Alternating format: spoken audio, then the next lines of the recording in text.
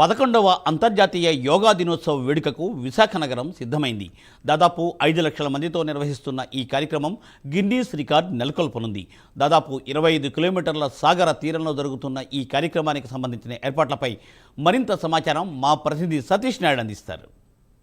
అంతర్జాతీయ యోగ దినోత్సవ వేడుకల్లో విశాఖలో ముమ్మరంగా సాగుతున్నాయి. ఈ రోజు ప్రధాని చంద్రబాబు ఇక్కడికి రాబోతున్నారు.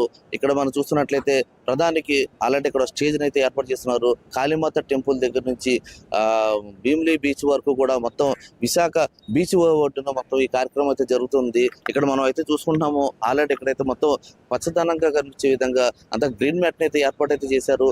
గ్రీన్ మ్యాట్ మీద వాళ్ళు ఇస్తున్న యోగా మ్యాట్ను కూడా ఇవ్వడం జరుగుతుంది. వాళ్ళు వచ్చి దీని మీద యోగాసనాలు వేయడానికి అన్ని కూడా సర్వం సిద్ధం అవుతుంది. ఇక్కడ మనం ప్రస్తుతం మనం చూసుకుంటున్నాము. ఇక్కడి నుంచి మోదీ ప్రసంగం అయితే ఇక్కడ స్టార్ట్ అవుతుంది. 6:30 ఆయన ప్రసంగం స్టార్ట్ అవుతుంది.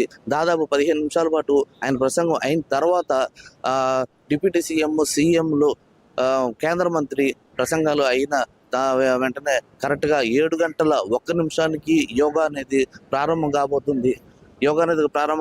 ఇక్కడైతే ఏర్పాట్లు అయితే బ్రహ్మాండంగా జరుగుతూ ఉన్నాయి. ఈ కార్యక్రమం అయిపోయిన తర్వాత ప్రధాని 25,000 మందితో గిరిజనులు ఏయూ కన్వెన్షన్ హాల్లో చేస్తున్న రికార్డు స్థాయిలో 108 సూర్య నమస్కారాల కార్యక్రమానికి వెళ్ళి వాళ్ళతో కూడా ములాఖాత్ అయ్యే అవకాశాలు అయితే ఉన్నాయి. ఒక పక్కన బీచ్ సముద్రం కనిపిస్తూ ఉంది. అసలు ఇటువంటి యోగ దినోత్సవం చేయడానికి ఎవరికైనా ఉత్సాహం కూడా కలిగే అవకాశం అయితే కనిపిస్తూ ఉంది. ఒకవేళ ఇన్ కేసు అయినా వస్తే ప్లాన్ బి కూడా ఉంది.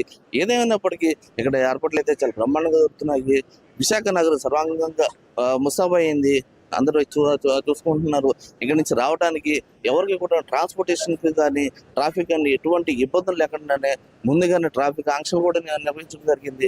ఎవరు ఎక్కడి నుంచి రావాలి, ఏ విధంగా రావాలి, ఎవరు ఎక్కడ సీట్లకు వెళ్ళాలి, వారికంటే ఒక ప్రత్యేకమైన దానికంటే ఒక సపరేట్గా ఒక టీం ఏర్పాటు చేసి సచివాలయ సిబ్బందిని, అదేవిధంగా ఒక మెడికల్ ఆఫీసర్ కూడా ఒక్కొక్క కంపార్ట్మెంట్కి ఒక మెడికల్ ఆఫీసర్ కానీ, ఒక సచివాలయ సిబ్బంది కానీ, ఒక పార్టీకి సంబంధించిన ప్రధాన ఒక వ్యక్తి కానీ దాన్ని మోటరైజింగ్ చేస్తూ ఉంటారు. ఎక్కడ కూడా ఇబ్బంది కలగకుండా ఎంత సేఫ్టీగా తీసుకొచ్చామో ఎంత సేఫ్టీగా తీసుకెళ్దామన్న విధంగా కూడా చాలా బ్రహ్మాండమైన ప్లానింగ్ చేస్తున్నాము.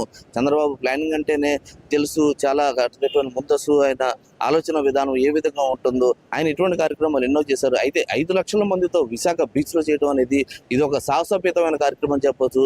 దాని తగ్గట్టుగానే రికార్డులు అయితే నెలకొల్పే విధంగా విశాఖ అయితే చరిత్ర స్థాయిలో నిలబోతుందని అనుకోవచ్చు.